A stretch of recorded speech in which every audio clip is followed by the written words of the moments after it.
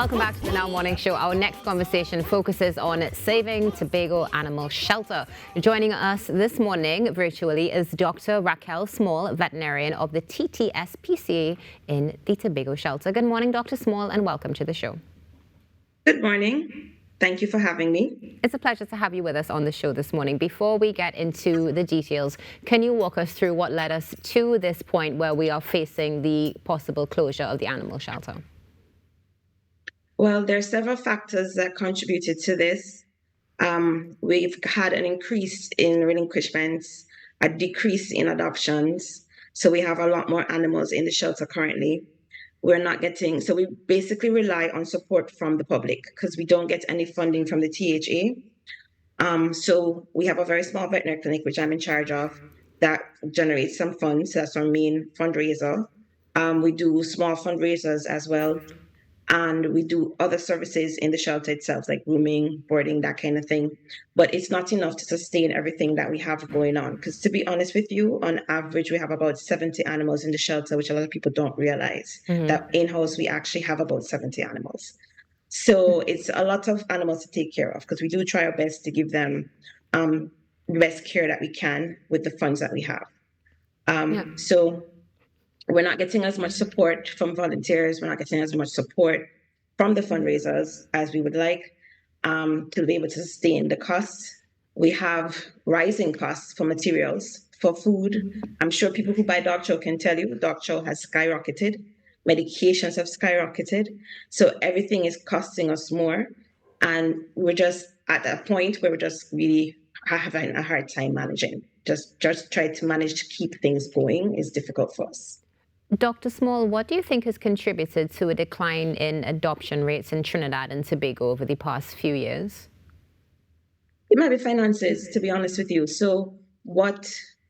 didn't really happen in Tobago, but worldwide, there was an increase in adoptions because of the COVID lockdown, because people were home. But that didn't really happen in Tobago. I think for the most part, dogs and cats are not as much a part of the family here as they are in other countries. So we didn't see that increase here. But we did get, as COVID started to, as the lockdown ended and things started to open back up, the increase in prices and all of that. It is expensive to keep a dog because I think chow went up by, a bag of chow used to be like $400 and now it's like $6 or $7. So it's a big increase. Yes. And depending on the size of the dog that you have, it can be a lot. We have tried our best to keep our prices reasonable. We do have low-cost services that we try to provide as well, but there's only so much we can do. Now, one of the things you would have mentioned is there's an average of 70 animals in the shelter on a monthly basis. So the next question, of course, that follows this is if the shelter does close, what happens to these animals? There's nowhere else for them to go, unfortunately. There is no government-funded facility for them. There's no other private organization that does this. So there would be an increase of stray animals on the roads. You'd have a lot more problems from the stray animals that we currently have. So there would be public health. It would be to the detriment of our public health. It would have negative effects on our tourism, which a lot of people don't realize. But most of the people that come here and spend money with us are from England, they're from Europe, they're from America, where pets are part of their families. They're very treasured. And when they come here and they see our animals suffering on the side of the road, it does hurt them. I have them coming into the shelter crying because they've found an animal on the side of the road and they want to take it back with them. That's how much of an emotional impact it has on these people. So we need to bear that in mind, that we do need to fix the problem. We do need to assist with what's going on. We do need to try and eliminate some of the stray animals that we have, so that we can have a better experience for tourists, so that we can have better public health facilities going on, because there are impacts for public health wise in terms of the dogs and cats that empty the garbage out. We have hit by cars that die and they basically are left to rot on the side of the road. Those are also public health concerns. We have nobody to pick them up.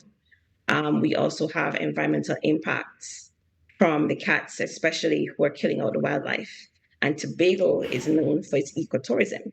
So if our cat population gets out of control, they are going to destroy the birds that are here. They are going to destroy the smaller animals that we have, lizards, birds, those smaller animals, the smaller rodents. They are going to die. They're going to die out. So those are the problems that we're facing. Dr. Small, Sorry, I just needed to take a moment. These That's things okay. that you've shared, we don't necessarily think about when it comes to some of our sail furry friends, even our family members as well, especially when it comes to the impact of tourism, ecotourism, public health. What do we need to do, and where can we even start to bring a change about when it comes to this and ideally keep the doors open? So we need more funding. That's the long and short of it for us to continue to do the tasks that we're doing, to continue to operate the programs that we're operating. Ideally, we should get funding from the government, from THA, to assist us with the programs that we have going, to allow us to create new programs, because we do need to have the guys go out and catch animals, which we're not doing right now because we don't have the staff, we don't have the equipment to do it.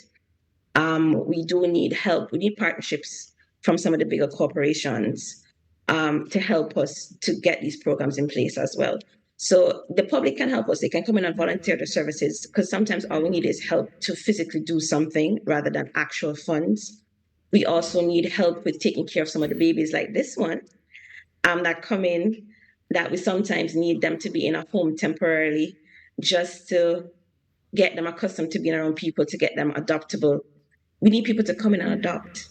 We do need people to come in and adopt, because the more adoptions we get, is the less animals we have to put down, honestly, because we do put down animals if we can't find homes for them.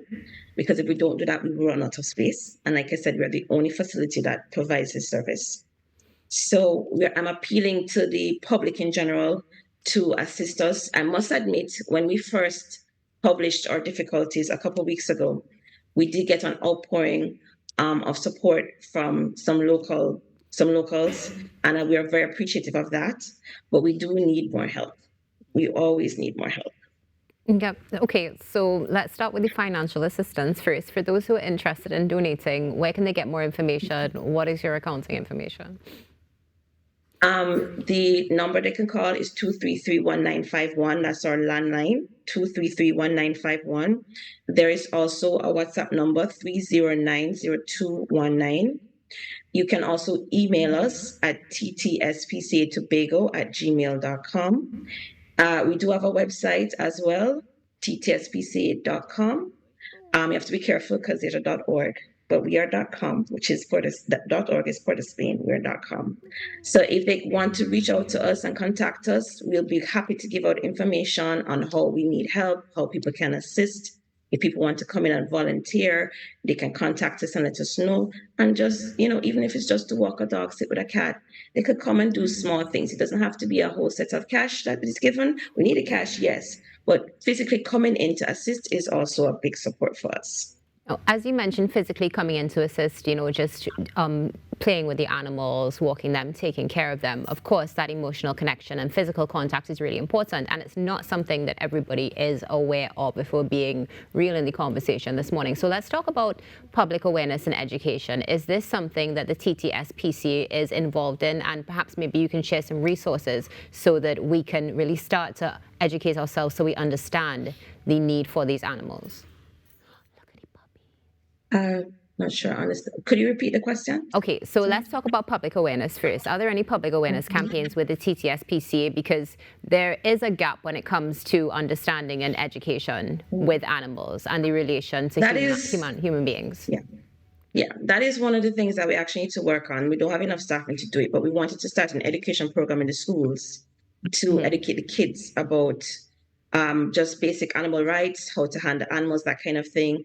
I personally have gone to my daughter's school to do career days just to introduce them to the animals. I do take animals in, they allow me to. And I do take animals in just to try to get the kids used to them being handled, how to handle them properly. We do open our doors to schools to physically come in, because we can't always go to them. And we don't have permission to go to some of the schools. But people can always come in and do tours and see what happens. Most of the people that do come in to see what we do, they're actually surprised at how much we do. Yeah. So it's a good idea to visit us and just have an idea what happens with us, have an idea of how the animals are, what they look like, how to interact with them. We don't really have aggressive animals. None of them, I'm sure you've seen from the pictures that are there. They're all pretty friendly. Our cats or dogs are very, very friendly. They're very, very loving. And they do appreciate when people come and interact with them.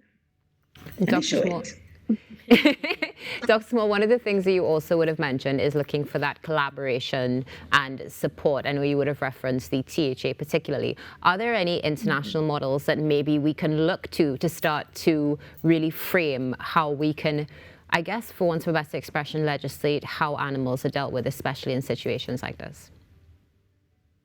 The legislation, for the most part, is there. What I find is lacking is the implementation of legislation. Take, for instance, if there's a difficulty that we're having in Trinidad and Tobago, not just here in Tobago.